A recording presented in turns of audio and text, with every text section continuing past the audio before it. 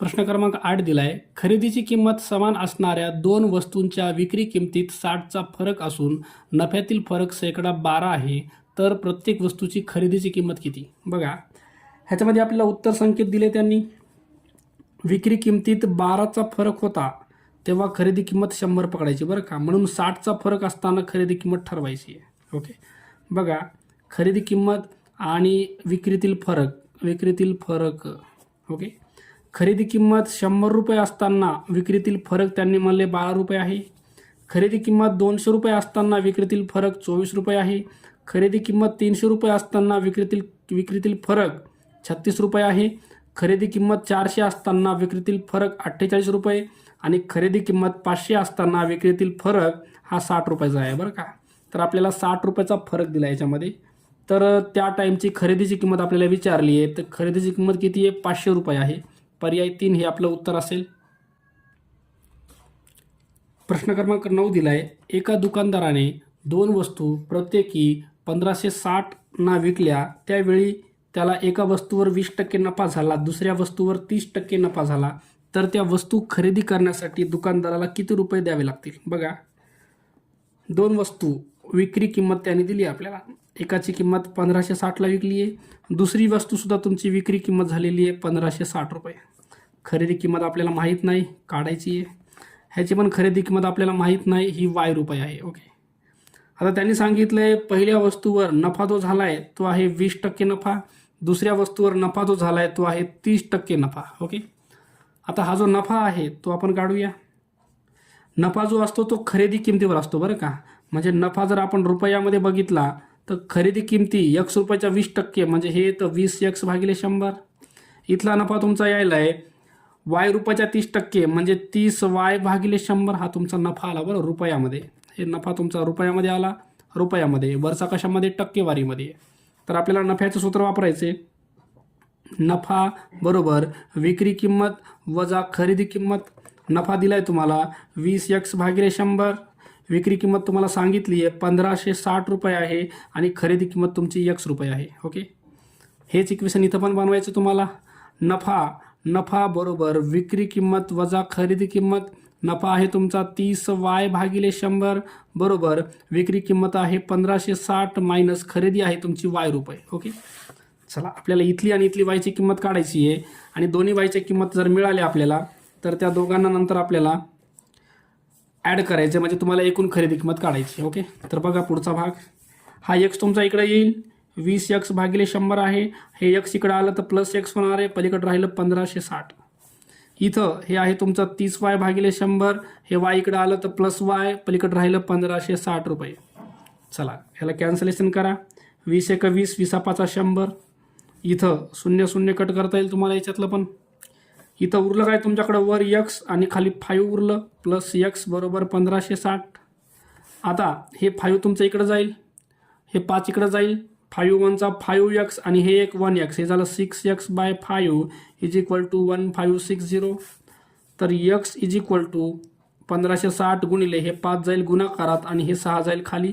6 भाग द्या, 6 2 12, 3 उरले, 6 6 36 आणि हे 0.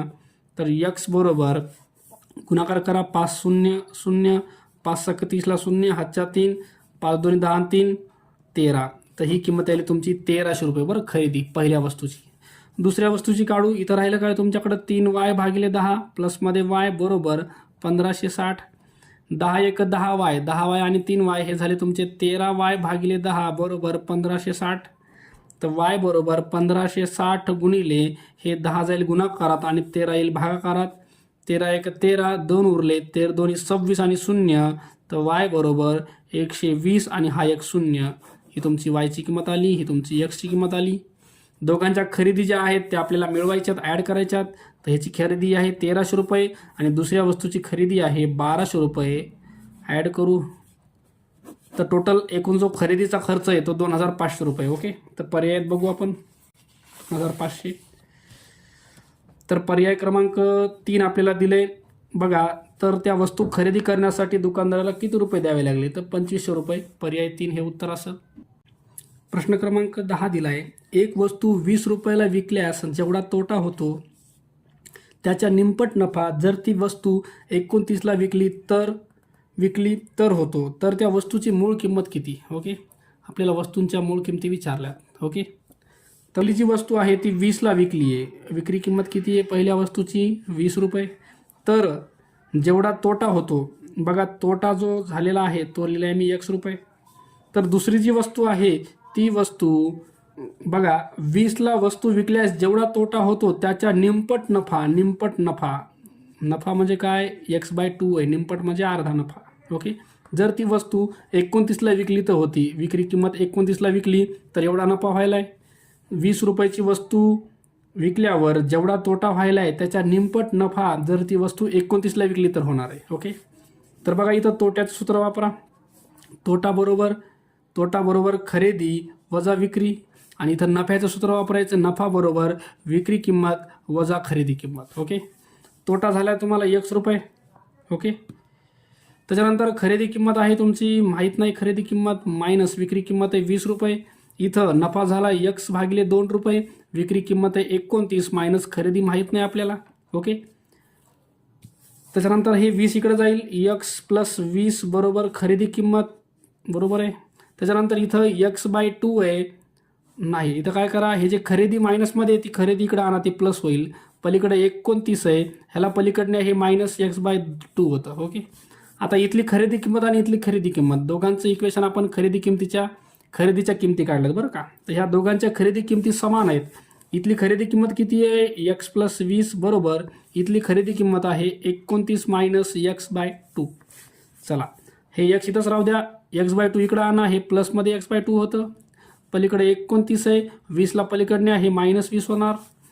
हे 2 इथं जाणार, 2 1 2 आणि हे एक 1, तर 3x/2 बरोबर 29मधून 20 गेले, हे तुमचं 9 येईल. त्याच्यानंतर x बरोबर 9 × 2 आणि हे 3 तुमचं खाली जाईल, 2 वर जाईल, 3 खाली येईल, 3 त्रिक 9 आणि 3 2 6. x ची किंमत तुमची 6 आली बरं का. x 6 आला. x म्हणजे कोण होता बघा तुमचा? x म्हणजे तुमचा तोटा होता 6 रुपयाचा. ओके, तुम्हाला खरेदी किंमत काढायची आहे. बघा x ची किंमत 6 इथं टाकून द्या, हे 6 आणि हे 20, तर तुमची खरेदी किंमत किती आली? खरेदी किंमत आली तुमची 26 रुपये. ओके, तर बघू आपण पर्यायामध्ये. पर्याय क्रमांक 1 दिलाय तुम्हाला 26 रुपये, हे तुमचं उत्तर असेल. प्रश्न क्रमांक 11 दिलाय, भिकोबाने 4000 रक्कम 5 महिन्यासाठी व तुकारामने 3000 रक्कम 4 महिन्यासाठी एका व्यवसायात गुंतवली. एकूण नफा 1600 झाला, तर भिकोबाचा नफ्यातील वाटा किती? तर बघा याच्यामध्ये आपल्याला हे जे 1600 रुपये आहे का, हे 1600 रुपये रक्कम वाटून घ्यायची. रक्कम वाटून घेताना आपल्याला रेशो द्यायला हवा होता, इथं रेशो दिला नाही बरं का त्यांनी. तर रेशो तयार कसा करायचा बघा, हे 4000 आहेत 5 महिन्यासाठी.